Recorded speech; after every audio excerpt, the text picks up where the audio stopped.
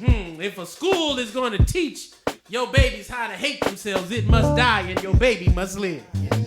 If schooling will teach you to hate your family and your beloved because they have a different way of being in the world, then schooling must die. So you can live.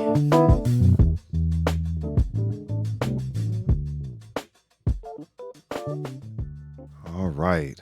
Well, we are live and direct from the world famous Reef Studios. Yes, Lord. Jared, we're here in Oakland. And I'm really tripping off of this gathering today. Is such a honor and a blessing to be here, always in conversation with Tiffani Marie.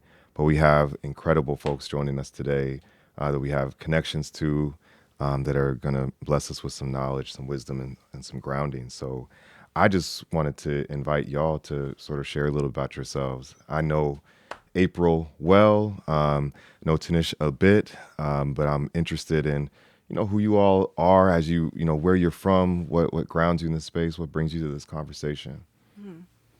Begin. Well, first of all, ihahat for having me here and for bringing me back to this area. I have a lot of connection here. And so, I just want to introduce myself. I guess, Yat A, Sha'e Ashihin Ishlint, Tut Chitni Bashachin, Tabehidashache, Kinthla Chitni Dashanale, Sha'e Apryl Yenishya. I'm Dana from the Navajo Nation, and I just introduced myself in recognizing the kinship in the clans that I come from. And so in our culture, my first clan is connected to my mother, and we're a matriarchal society. And so my first clan is connected to my mom, which is connected to her mom, and so on and so on. My second clan represents my paternal side, and my third clan is my maternal grandfather's clan. And my fourth clan is my paternal grandfather's clan. So when we think about kinship and connection, and where I come from and my roots, that's within my DNA, and that's like my ancestors with me through my clans. And so that's who I am. My first clan, just for English translation, is Salt Clan. So and my maternal grandfather's clan is Edgewater. And so I always think about the ocean and this connection to water, which is kind of interesting, though, because I don't really know how to swim, but I have this like spiritual connection to water. And when I come back to, these special places where I have access to that, there's something really special and healing for me.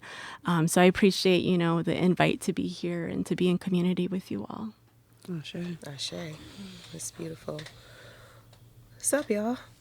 So my name is Tinisch Hollins. I'm a native of San Francisco. Early part of my life was in Lakeview and came of age in Bayview, but I'm a city kid. My family came to San Francisco. They've been in San Francisco for over 100 years now, but I have roots from the South. So from Louisiana, Texas, Arkansas, and Puerto Rico on my maternal side of the family.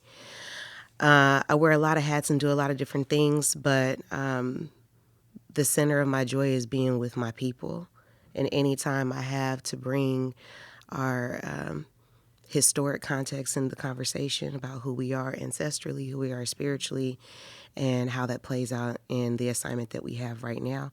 So it's always an honor to be in these spaces and to bring all that into a conversation. Yeah, I'm interested in that as we're grounding ourselves in place, so much of our conversations, it seems, when we're not being, invited to focus on the ways that this world undoes us, right? When we're grounded in something different. To me, my mind and heart often goes to place, and you both talked about like land and sort of the people who have grounded us in the different spaces. Even what you were saying, Apryl, around being from the English translation of Salt Clan, like reminds me of what we learn about salt and for African peoples, what our journey was being brought here to Turtle Island and how the salt of the ocean, we have this like really deep connection. I hadn't, even thought about that prior to what you were just offering.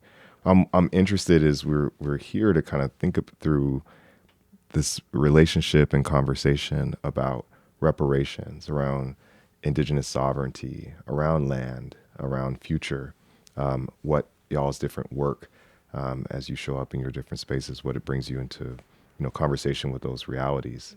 And so maybe we can start with you, Tinisch, around, if you wouldn't mind, like a bit about what's happened around reparations for you. What do we know about reparations in the movement today, or maybe even yesterday, days before?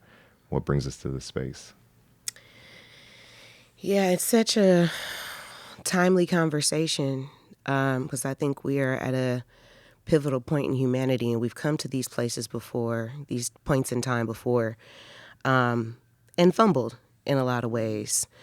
And I don't know that we will get it all right, but I think that this time compels us to have these conversations about healing and how we repair harm. And it looks a lot of different ways, but I think that is foundational to the reparations movement. I think right now the conversation is definitely being co-opted to economic repair, and we do have a right to economic repair. But I think what's at the core of it, especially for Black people, Black Americans, for Indigenous people, is healing, identity, and reclaiming our place as the stewards of humanity. And through this process of repairing harm, we're able to educate everyone on what that looks like. The work that started in San Francisco came on the heels of the murder of George Floyd. And I think that, in terms of like visibility of conversation, obviously social media and information sharing helps with that, but this is not a new conversation. That was a pivotal moment for us in society. But there's been work done around reparations in this country and globally for decades now. So there are models, there are things that we can look at about how we can repair harm, but fundamentally it's the conversation about healing and what repair looks like that we're in right now. The work in San Francisco came about when the former president of the Board of Supervisors, Shaman Walton, who was a Black man and a native of the Bay Area, passed some legislation to form a committee to explore the ways that San Francisco government enacted harm on Black San Franciscans. That committee has been working for the past 2 years to name those harms and come up with recommendations around repair. It has brought up a lot for us internally as individuals. It's brought up a lot for the city, and it's brought up a lot in this broader conversation about what it looks like for all communities who have been harmed to seek that healing and seek that redress. And we're still in it. And we're learning a lot of things in real time about what that means for us and what that means for society. And I'm interested to see how it continues to progress. Can you say more about like what your role has been in all of this? Yeah. So I'm the vice chair of the San Francisco Reparations Advisory Committee. We have 15 members. I took the seat as a displaced person in San Francisco, which many of us are. Each of the seats have different identities. Some folks who've experienced different types of harm, some folks who are business owners, students. We have young people on the advisory committee.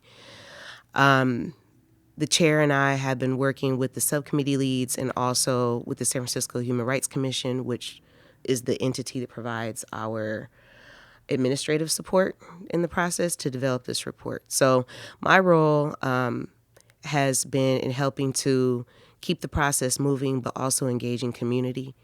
And not just engaging Black San Franciscans, but engaging all communities in San Francisco.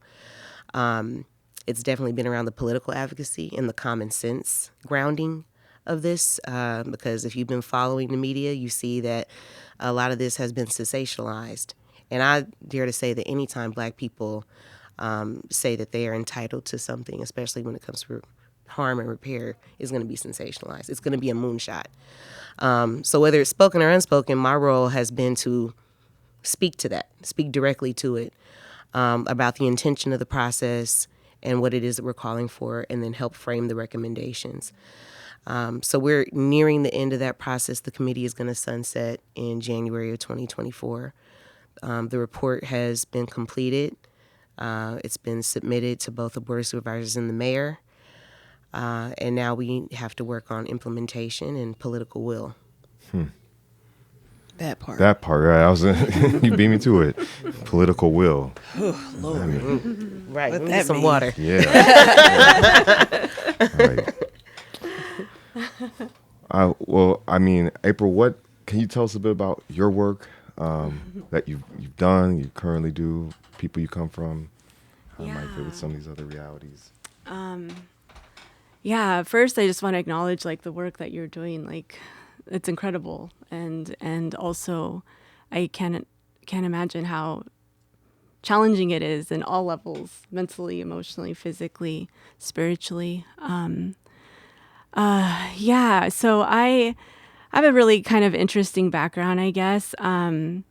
I was born on the Navajo Nation, and was actually born at home. My mom delivered me all by herself. And I love to share that part of that story just because of the resilience of our Dene woman. And I think she exemplifies that in a lot of ways. But we left the reservation. There's this narrative and it's still very prevalent in our communities and Native nations about if you want a better life, you need to leave. You need to leave your homelands. You need to go somewhere off the reservation. You need to go find success. And a lot of it's in schooling. A lot of it's in getting a good education, going into higher education, getting a good job, buying a home and having all these like material things, right? And my mom had a lot of challenges in our own community. And so I get why, she decided like we were going to pick up and go. So I have very like the urban Native experience, so I like have this attachment to my homelands, but growing up in the city, I'm already feeling emotional about talking about this. And just the experience of that disconnection, and trying to understand who I am as a Dene person. And it's interesting because I grew up in the urban setting of like where the Tiwa people are. I grew up in the southwest region of the so-called United States where there is like a prevalence of Indigenous people, right? And yet felt so disconnected, and yet like the thought and the push for school, like school was like gonna be like the ticket out, right?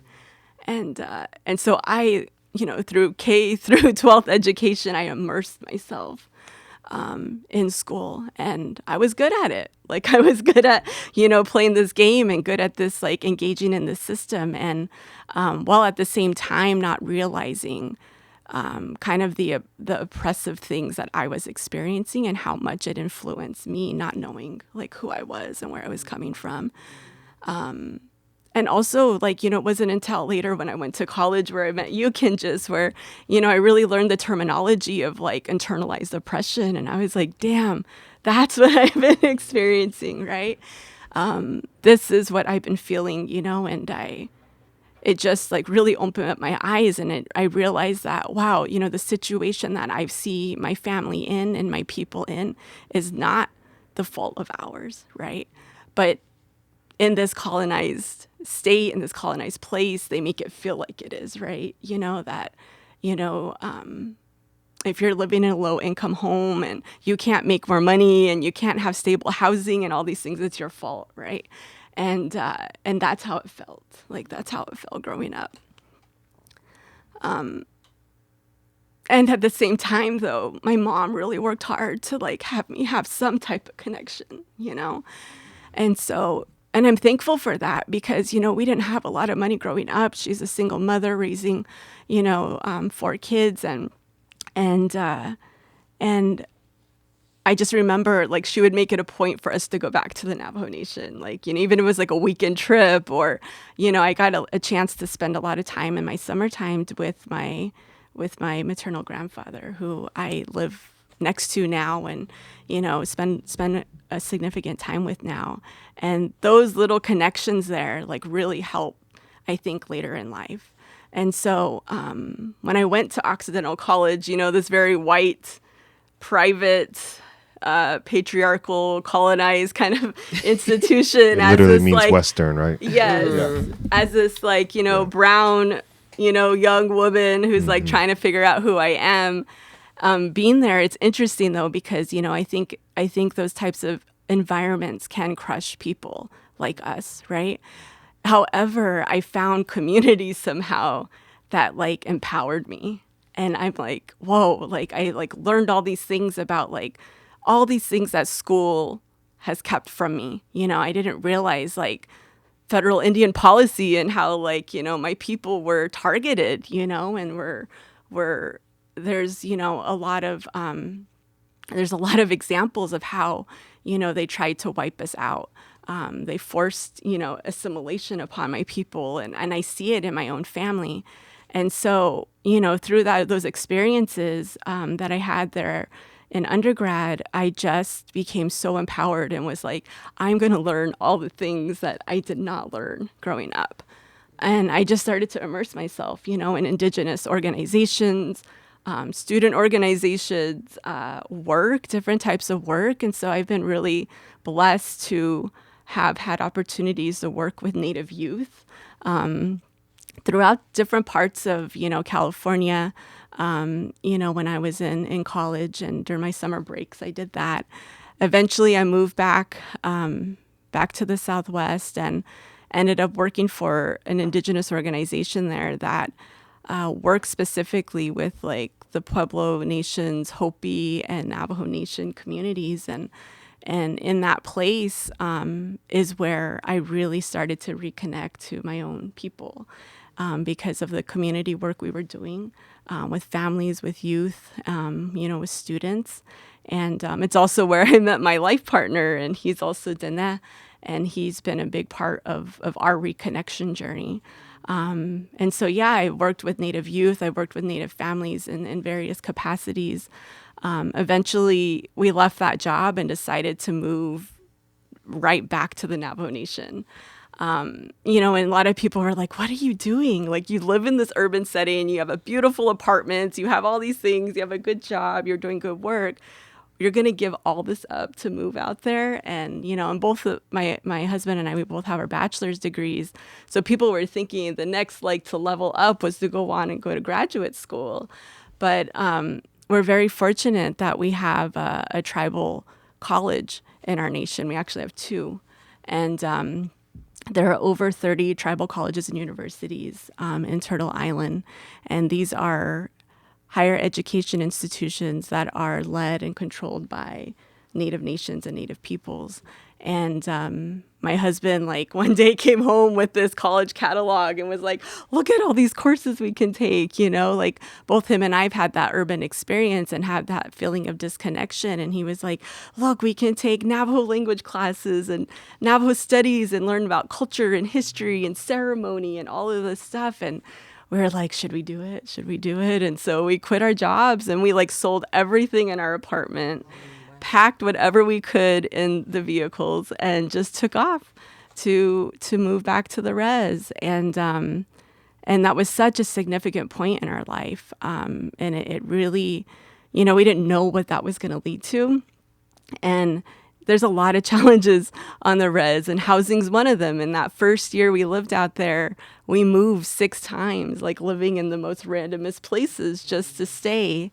And it was just amazing though, because we had this opportunity to be in the class where it's 90% Dene people. And we're learning from knowledge holders, and we're learning from medicine people, and it was an amazing experience. And through that time, we came to be students, but then we got recruited to work full time for the institution, and ended up working in student services. Love that job, love working with students. you know, and as I was reconnecting to my identity, I realized that even the students who were born and raised on Navajo Nation were also feeling disconnected. And I was like, how is that? You know, like I just assumed, right, that they'd have this connection, that they'd know more Navajo, they could speak more Navajo than I could, right? And that wasn't the case. And I'm like, what is happening here? And anyways, but through that work, you know, I enjoyed it and it was good, but I was seeing a lot of the systematic like challenges that my people were going through.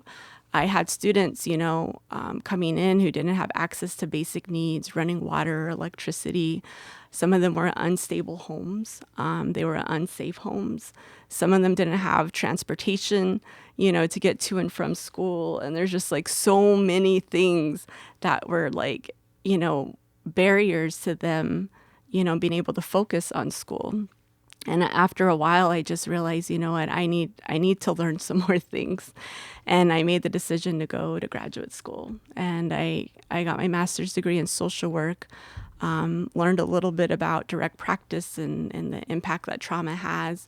But I also learned like system approaches and policy change needs and approaches to like, you know, supporting and uplifting our Native nations and Indigenous communities.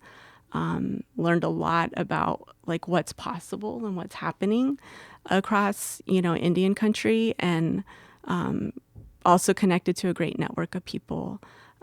And so that led me then to go and work into tribal governance work with another Indigenous organization based in the Dakota Anishinaabe lands out in the Twin Cities.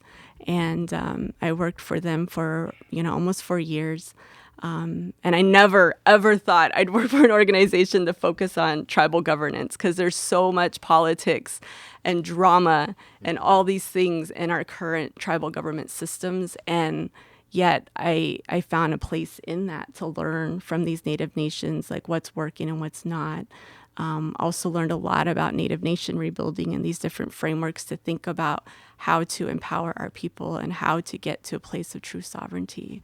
And so that's the work I've been doing. The last year I've been on like a personal sabbatical. I've actually like just let go. And I've been reconnecting as I moved back home to Navajo Nation this past year, and just trying to learn as much as I can when I can about, you know, cultural practices and ceremony. And so that's where I'm at right now. Mm-hmm. Yeah. Mm-hmm. Do you have anything? I mean, I got a lot of things. Yeah. You got the phone.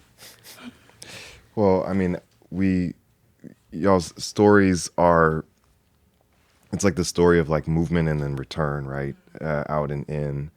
And repair for me, Tinisch, like when I first heard about it, actually was like these folks down in LA, Marcus Champion, who we also went to school with, and Natalie Champion. We're talking about this committee that was going to be formed. And of course, we grew up, it was almost like a mythology about repair, about reparations. And even to your point, like people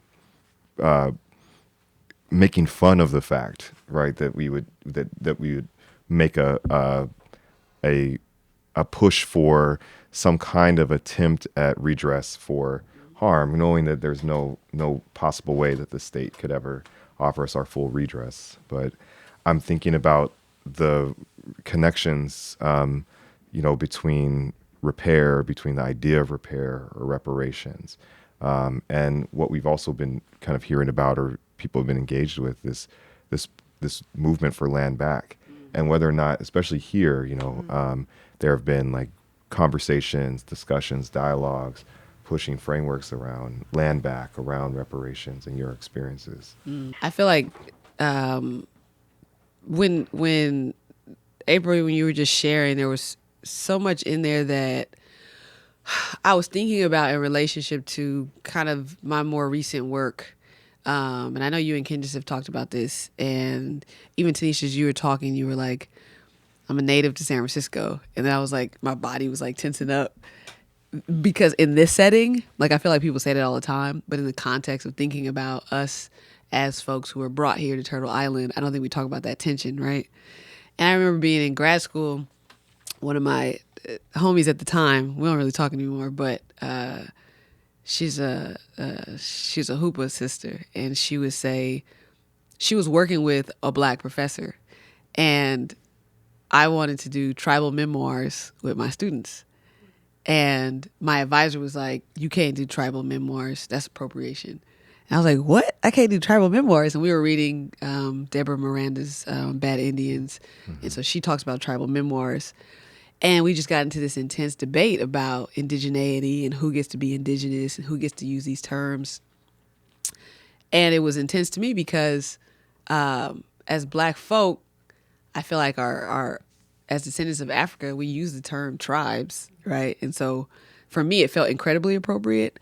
But there's just like this, there's been this culture, and this was especially when I was in grad school, we'd be at conferences and we'd be talking about reparations, and there would always be this, that's inappropriate. There needs to be conversations with indigenous people. But they weren't talking about Black folk or Africans as indigenous people. They were talking about folks who were native to Turtle Island, right? So I think there's a lot of like, it's like those thanks-taking conversations that you have with family when everybody's invited, and those like, conversations. I feel like, I don't know, I want to get into those. We always talk about Black people as indigenous, and we believe that it's fundamental for us to understand ourselves as indigenous, and not to these lands, but we are indigenous to places in throughout West Africa, particularly. And so I'm trying to wiggle through this, and I'm interested really just in these tensions that we have or that we felt. And I want to start with you, Tinisch, and whether or not I think that's what Kenjus was posing earlier is like, as you talk about reparations and what Black people have a right to, I think, yes, on one end, there's this like tension because Black people in our position in this country, folks don't think of us as anything. So how can a chair have a right to something? How can an object have a right to anything? But I think the other end is what I'm getting at right now is the intricate and complicated relationship to us being kidnapped and brought to these lands and requesting resources here. So I'm interested in like whether or not you have even been in conversation around any of that tension. And like how that shows up for you, or if not, or what comes up for you when you hear that. So the conversation is for sure complicated, right? But I think I will start by saying this.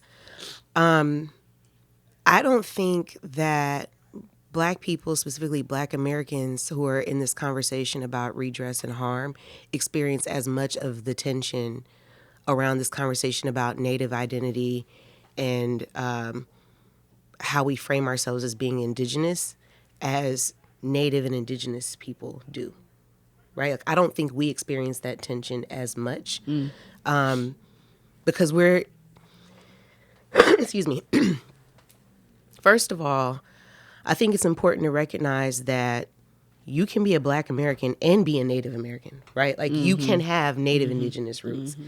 And that is for an individual in their own self-discovery, in their own family lineage to determine, right? So I think there's a challenge around like blanketing when we say Native, assuming a definition around that for someone or even for a people group, right? Because each of us have our own lineages. I do think that people who are born in a place and of a place can describe themselves as native to the place. That does not mean that they are native indigenous to this land, right?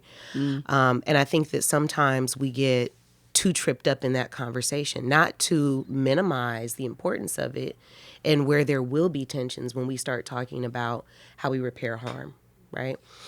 I think specifically about the work that we've been leading in San Francisco, we're talking about specific government enacted harms. Look at redevelopment in the Fillmore, where people's, land and homes were taken, property was taken, right? And I've been listening to some podcasts in the past that talked about how land laws and policies were even put in place, right? With the intention specifically of stealing land from people who were indigenous to that land and had been for generations. So I know that when we talk about ownership, these tensions will come up. The identity conversation is another one. Yep. Right? And I also think that while we have a lot to learn and a lot to share about what that means in terms of identity and what we're calling for, we should not assume, and we don't have to, that any of what we're calling for to repair the harm has to be at the expense of each other. Because that is 1,000% Western culture. That is we have shared land. We have nurtured each other. We have shared ritual and practice. We have shared healing. We have done that for hundreds of thousands of years, since the beginning of humanity, right? So it really is the political framework and government context that we have to operate in when we start talking about parceling what's due, right? And I don't want either any of our communities to have to take the onus of that. Right? I think what we have to be responsible for is finding out the ways that we can support each other in the process of redress, and learn from each other. Like, what does it mean if we achieve spaces and opportunities for Black Americans or Black San Franciscans in this case to achieve sovereignty? What can we learn from Indigenous communities that have spaces for sovereignty in a place where we have never had that? Right? So I just think it's important not to minimize or not to be dismissive of individuals' lineage and identities in this broader conversation about reparations and what it means for our communities. But I think that what complicates it, what complicates it most is government. What complicates this most is the political framework that we have to operate in to make things happen. But there's a lot of opportunity that I think we have if we take the conversation outside of that. What are the other things that we're calling for? We're calling for the right to be educated by our own communities. We're calling for the right to have a menu of opportunities for learning, for opportunities for people to be stable and housed and healthy and whole, right? We're looking for ways to have communal resources where we can trade with each other, where we can build our own economies, where we can grow our own food, we can nurture our own children. That is something that I think spreads across all communities, right? So I think we have to take ownership of the conversation. And there's a lot to unpack when you go to academic frameworks. There's a lot to unpack as we are, coming up with language for these things, and then having to do it in a white supremacist political landmine. Yeah. And that's where the tension's coming from. What you're saying makes me even think about the context of the English language in having the conversation and the irony of all of us. Right. Trying to make sense of it through our colonizers' language. And the role of ceremony, the role of memory, the role of our ancestral practices, even in mediating this tension in this part, is pretty ridiculous when you think about folks saying, you can't say that, you can't use us talking to each other. Like, that is in the language that we were beaten and forced to learn and how to communicate with each other. Apryl, what do you feel like when hearing that? What comes up for you? Yeah. It's interesting, Tiff, that you talked about, in kind of framing this part of the discussion about how when, Tinisch used the word native to here, you were kind of like, ooh, I felt that too in my body. And, I think what comes up for me is that, it's not like only Indigenous people can use that word, but what it is that comes up is that Indigenous people here in Turtle Island are so invisible, And so there's been, there was a big study done by a project called Reclaiming Native Truth, and they surveyed a lot of people, across Turtle Island, and about 40% of Americans think that Indigenous people do not exist today. you know? Yeah. And so it's like, you know, if we are fighting for just to be seen, you know, and to be recognized. And, you know, and here in Turtle Island, there's 574 federally recognized Native nations and many state recognized tribes. But most people don't even know, you know, they don't even know that in their backyard there's a Native nation there. There's a sovereign nation with their own elected government officials and, you know, programming and all these things, right? And so I think sometimes like the tension with like the language, you know, is that like in our context that word means something different, right? And also that when we are fighting to be seen, it's like there can be this like feeling of like that word only, you know, is talking about Indigenous people of Turtle Island, right? Or the word tribes. You know, personally, like I use the word tribes because people use that word in my community, but I, you know, kind of prefer to use the term of like Native nations or Indigenous communities when I'm talking about like, you know, like here in an urban setting where there's a very vibrant Indigenous, you know, community of people. And so, you know, that's kind of what I think of. But I think too, like, you know, the white supremacy and the colonization that took place on these lands really worked to keep our communities separate, right? Or to keep us like to have these tensions or to be in conflict with one another, In right? present tense, it works to do that. Right. Yeah. And, you know, and I'll be honest, there's like a lot that, you know, I don't know about, you know, your community and about like history, right? But and it's the same thing where I'm still trying to even learn about mine, right? And so like there's this need for like dialogue to be able to come together to talk about like, hey, you know, let me share with you, you know, some stuff about my people and my community. Well, you do the same, and let's like get together, you know, because we have like sure different histories, but what we're experiencing now is very similar in terms of the impact that trauma has had on us and our people, right? And disconnection to identity, right? And our ancestral roots. And so it's like we have a lot in common. And I think sometimes too it's challenging because, you know, I think that capitalism makes it seem like resources are scarce. Yes. And so then we fight against each other when we shouldn't, you know, and, you know, and sometimes I think that's also where some of the tension lies. And at the same time, though, you know, throughout history, you know, our communities have shown up for each other, right? You know, like I think back even to like the American Indian movement, and, you know, I know that the organization then learned a lot from the Black Panthers, right? And there was people showing up for each other in different spaces. Just down the way, right? Over Right. in San Francisco. Exactly. Yeah. And, you know, and thinking about too, when, you know, the fight against the Dakota Access Pipeline was happening out in Standing Rock, you know, members of the Black Lives Matter movement showed up, right? And so like we have an understanding of each other, but I think that we need to work through the tensions in order to be able to build the relationships that are going to help us move forward in that healing and that search for sovereignty. Jan, we got the them sirens in the background. That's gonna be a That makes it real. that's gonna be a beautiful Makes it real. Yeah. backing track. I just wanted to piggyback on something yeah. that when you were talking about the language, right, and the fact that we're even having this conversation in English. And in thinking about the word Native. So when we started this conversation, you named 4 clans, right, that you had come from. If we were stripped of this forced language that we were using, you would be speaking, I would be identifying you by your clans, right? And you would be identifying me by my tribes and by my lineage. And so the word Native would have less context in all of this.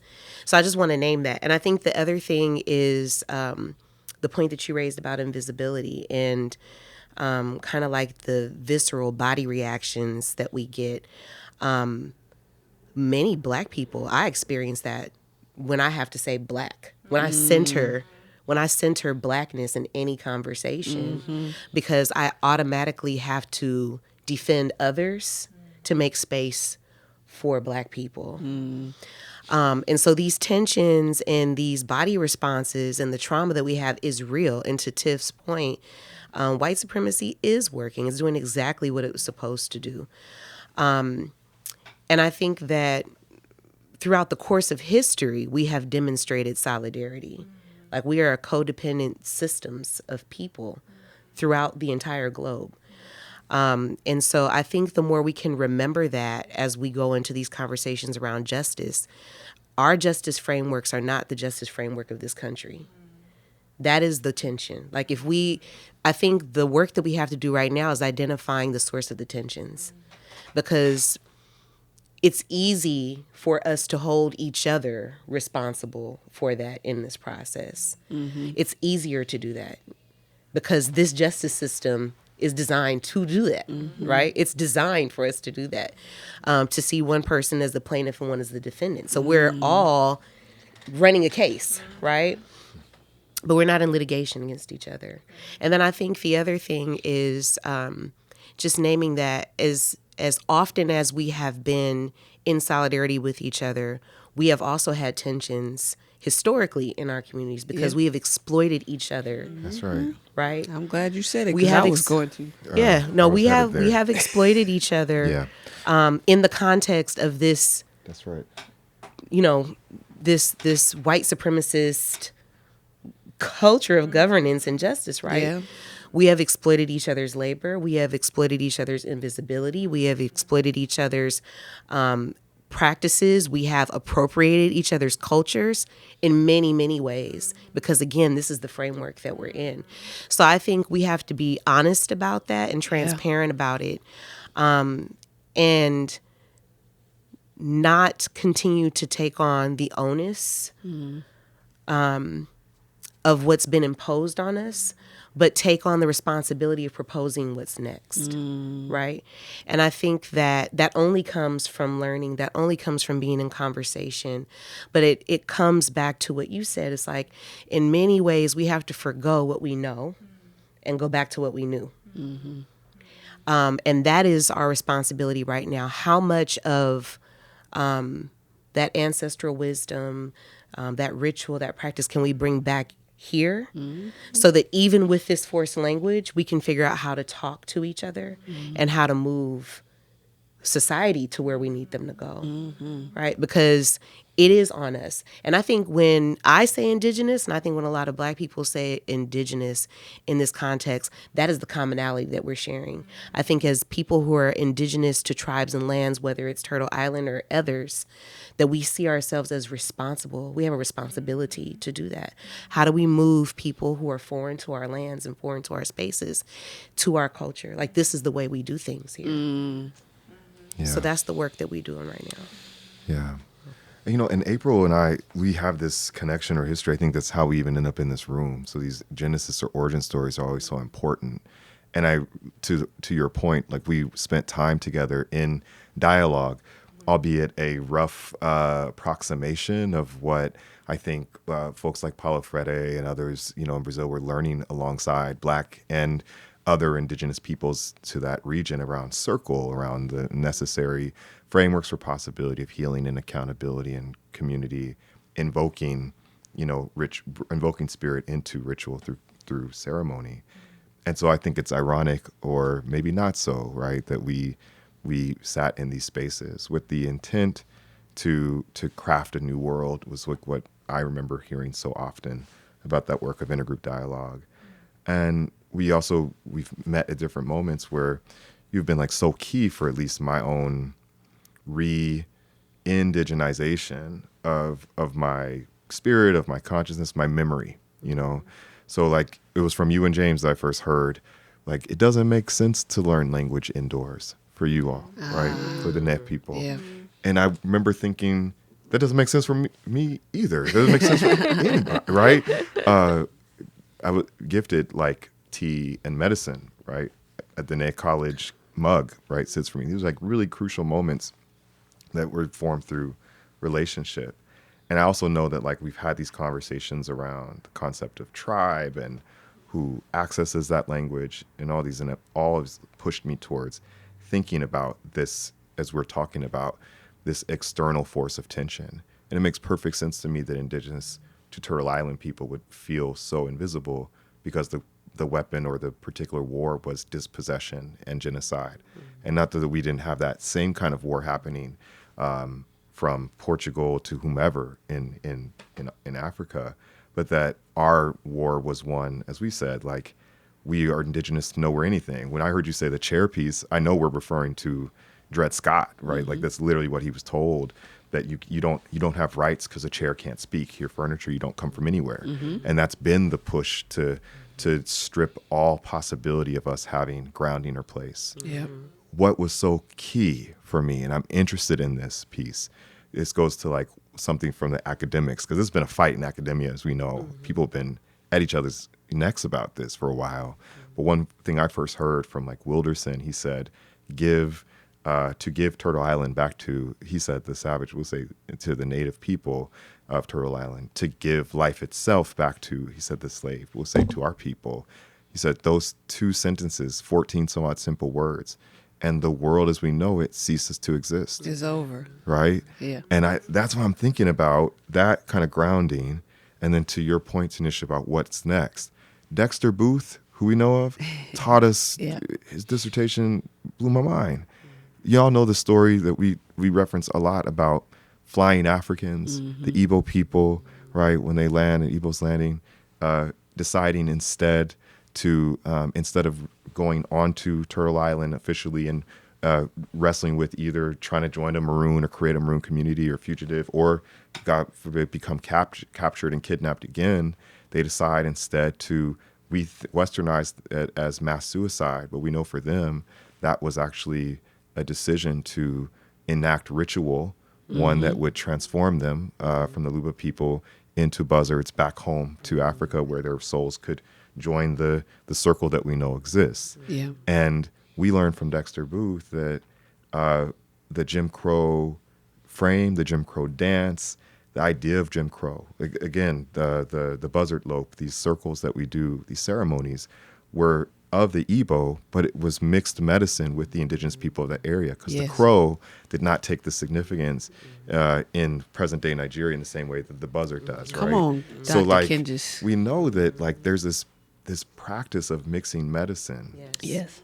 That these stories unknown, unspoken, whether they be in Suriname or what we call Suriname, what we call Jamaica, what we call South Carolina, where what we call Seminole people, these places where people, because we were always people on the run in this regard, as this force or energy came, forgetting itself perhaps, but came nonetheless, to think about 7 generations, think about us, what conversations we'd be having from back then. And I'm interested in that conversation. Yes, the world ending, because clearly, right, this world is in need of hospicing. It is, I feel like, close to its demise, and it's kicking and screaming, right, as we speak. Clearly, it needs ritual and ceremony to bury it, which is what we think is our work. What we have less time for often, even in this conversation, is, well, what's this new world coming? We are remembering the frameworks that talk about the new world. Myself, I know that other folks, in being in conversation, whether it be with elders, with you, with others, like that's a constant frame of reference. What's next for 7 generation? What's next for the new world? But for us, like, what would this new world look like? What could we imagine? This possibility. And I know this is all in the context, Apryl, for what I've heard you say about what land back means to you. Yeah. What that actually means. Yeah. Yeah, it's a lot. No. Yeah, I feel the same way, Kenjus. Like, I feel like this society is dying, and it is kicking and screaming, and it's in its last phase of life. And that was a big reason why also I left my job, because I was like, I need to go home and I need to reconnect, and I need to learn the things that I can. I need to rest. I need to heal. And the things that I hope for and imagine for my people is to get to a place of healing, to repair even the relationships within our own community. There's a lot of lateral violence. There's just so many differences now within even my own Diné community, who there are people who have been indoctrinated and believe in this capitalistic, oppressive type of society without realizing, right? They've jumped into this world and they feel good about it, right? And they're happy with that.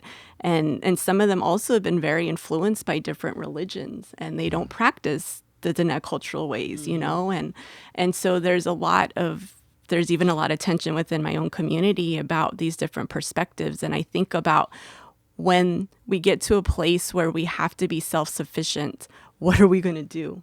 We've seen it when the pandemic happened, how much we are dependent on all these systems, right? And I think like my people weren't like that. We were self-sufficient. We were able to feed each other. We had the medicine people and healers around to help each other. We had, we had community care and kinship, right? We showed up for each other. If someone needs shelter, my grandpa tells these stories that people all showed up and built the home for somebody, right?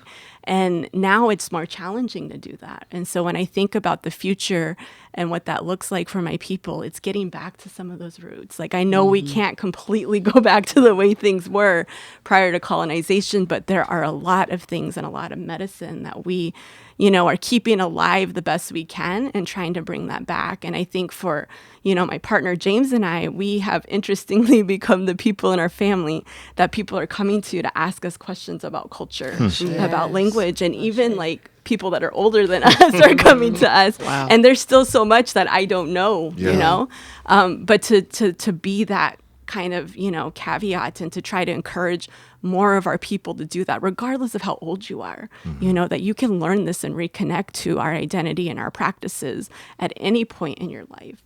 And so that's what I hope for and imagine. Like, I feel like my attention needs to be within my community before we can start figuring out how to connect with everybody else, as well. And because we don't know who we are, and we are not in a place of self-sufficiency and healing and love and care in the ways that our people used to be. It's still there. There's pockets, but we need to really strengthen that and do a lot more.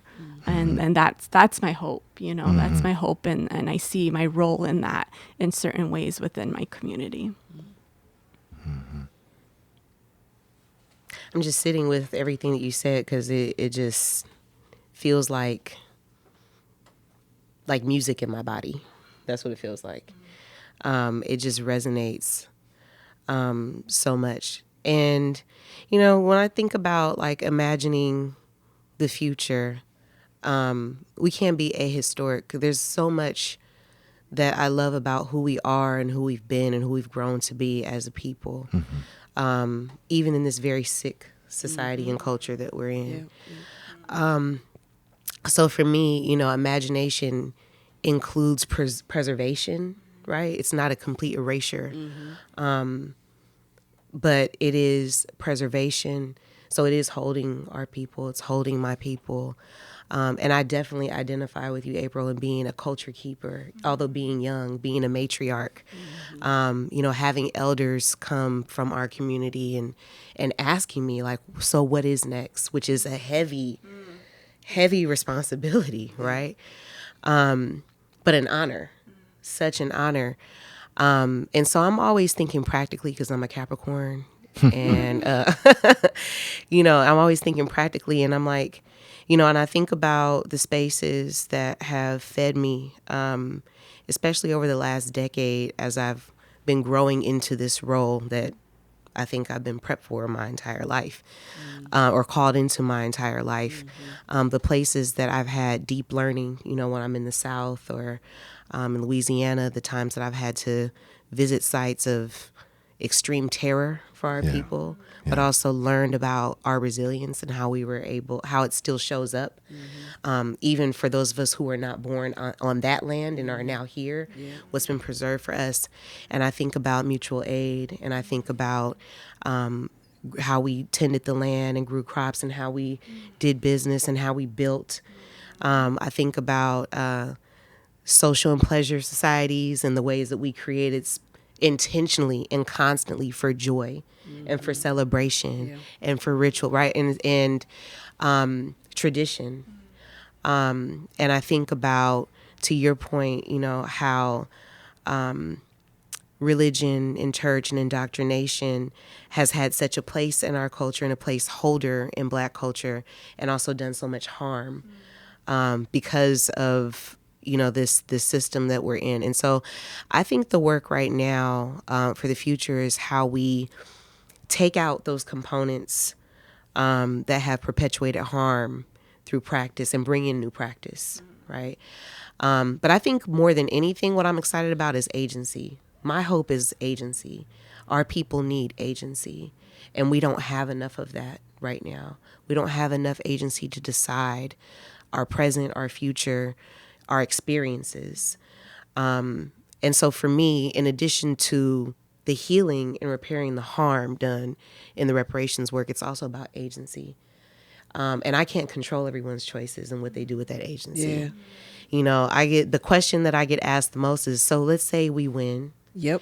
And everybody gets $5 million. Yep. Is that the number? It was one of the numbers. Okay. You just gotta say it. $5 million. No.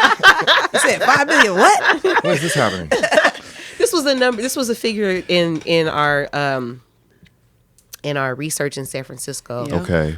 Specifically about the value of homes that were taken from in the film work, right? Yeah.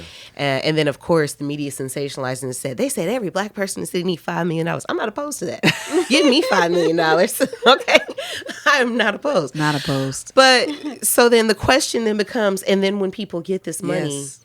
what are you going to do to make sure that they don't waste their resource? And my question back is, why do you feel that is my responsibility or yours or anyone else's? Yeah. And I can cite a million different reasons and examples of why that is 1,000% anti-Black and racist and assumptive, right? But it goes back to the root of this fight, which is agency. Yeah. Right? It is giving people the resources to self-determine, to build our own governance structures, our own rules, it is sovereignty, right? That we're trying to build. And so how do we build that? Not at each other's expense, but in community with each other, right? So I think it goes back to so much of what you said. We can't do that. We can't even talk about resource or land or any of that until we talk about the internal, right? Until we talk about the internal repair for our people, and stabilizing spiritually and emotionally our people as we move through this next paradigm. That's the word. You heard it here. That's right. You heard it. That's exactly what I was going to say. I was like, so you give, because I was listening to the context of what y'all are saying. I'm like, we're talking about the hurt, the trauma, the internalized oppression. And I was one of the, so you check me real quick. I'll leave that alone. Maybe not. That was you. No, I was going to say, what if we win? I was going to say, we having these and then what? intense conversations on healing in the English language. We're going to give people $5 million or land back. And we're also talking about embodied trauma. Yeah. And so I do hear that about agency. And I also heard, as you concluded, of like, and now let's turn inward and think about the ways in which our freedom usually translates into participation in capitalism. And what does it mean to envision freedom outside of that participation? Yes. That Yeah. Mm-hmm. requires Come on, Dr. Tiffani. a lot of practice that I think when we talk about abolition, the practice of it, we talk about the practice is once the abolition occurs. Yes. Then we practice, as opposed to the practices are what lead to the abolition. And so I'm so grateful, and will sustain us throughout it. So I'm super grateful for y'all coming and dropping. Did you want to ask the ancestors question? I think we should have it. I think we should close with it. And it could be. It could be. On For the ancestors in the for the context. ancestral question. Come on. That's with what it. they said. They said put the shades. Put the shades on. They told me. That's what you hearing. That's why you brought them. Girl. They're like, oh, you're gonna need these. This is the real closeout. What's the question, Kenjus? So the question, this came from really being in conversation with Apryl as we were dialoguing about this possibility of a conversation, Tinisch. And for me, it was a question I had for Apryl, given the context of everything that's happening, coloniality, genocide in the world right now. But we know that has an end because nothing lasts forever, So knowing that, I'm wondering what you would like to share, if you could, with each other, with each other's ancestors. What would you share with each other's ancestors, if you could speak directly to these people? And then what prayer and blessing would you like to give to each other's descendants or connected relational descendants for future generations? That's a question. Since this podcast will end, but it's always going to be on wax, so we have it forever. They'll be able to hear it. Though. Be able to hear it. Wax. We're in a recording studio. We're in a famous Reed studio. I'm like, God, This Jared's Pro got us all Tools, this is down. Logic or Pro Tools, but I love the yeah. wax reference. Yeah, I'm with it. Would you like to go first, Tinisch? Wow. To your ancestors, first, gratitude. Gratitude for all that they have fostered into now, manifested into now through you and through your people, and through the wisdom and knowledge that you hold and the love that you have shown by returning home, right? I think that's profound, that your ancestors have spoke so loudly that you said, I need to go back home. And I'm grateful for that, because there's learning in that for me and for so many of us right now in the world. For all the gifts, whether it's through medicine, through worship, through the grounding and orientation for our land and respect. When I think, and I'm by no means versed in the way that I would like to be in the contributions of Native and Indigenous, the profound respect that I have for that through all of what's happened here and continues to happen to erase, in my opinion, your lineage's grounding here is what keeps us safe. It's what keeps us safe. So I'm grateful. Oh, I appreciate that. And I received that. This question is just so emotional to think about.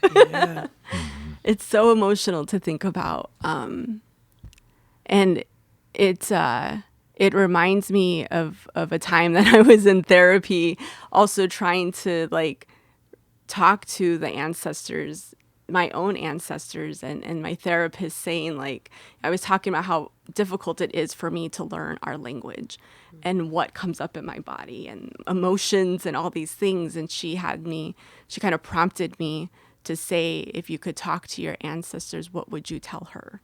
And, and that came up for me when thinking about this question is, that I just, in talking with your ancestors, even I know that, some of us Indigenous people did not do right by them either. And at the same time, we're also not responsible for what happened too, right? But yet I feel this need to say, I'm sorry. I'm sorry that this happened to you,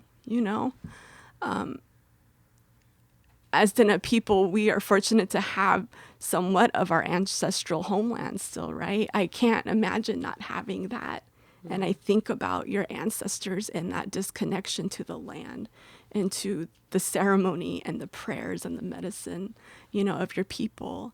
And that I'm just sorry for such loss.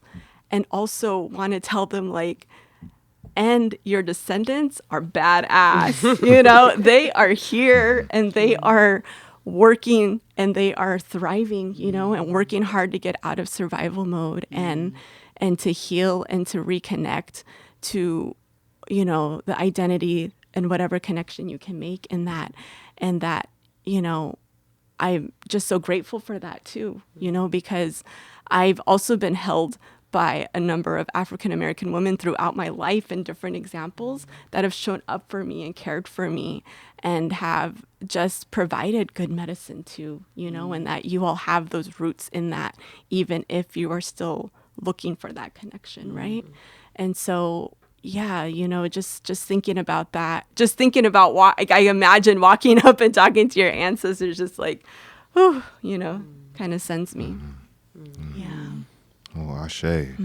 I think to offer some words then around this, because we began with the idea that like language is so limiting. I'll offer a Yes. prayer, right? Yes.